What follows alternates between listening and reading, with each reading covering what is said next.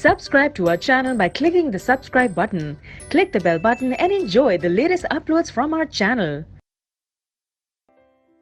Question number 6. What makes the biosphere dynamic but stable? Biosphere dynamic मतलब different हर तरीके से, और स्टेबल कैसे रहता है, कैसे हो सकता है, कैसे रहता है हमेशा.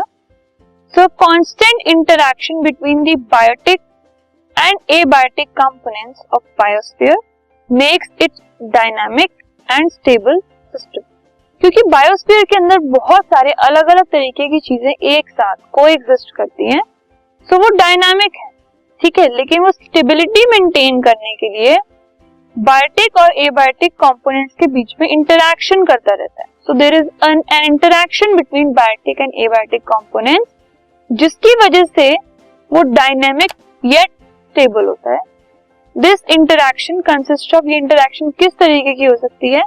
Transfer of matter and energy between different components of the biosphere. Biosphere के अलग अलग कंपोनेंट्स जो हैं उनमें ट्रांसफर ऑफ एनर्जी और मैटर होता रहता है, जिसकी वजह से एक बैलेंस बना रहता है, एक स्टेबिलिटी बनी रहती है.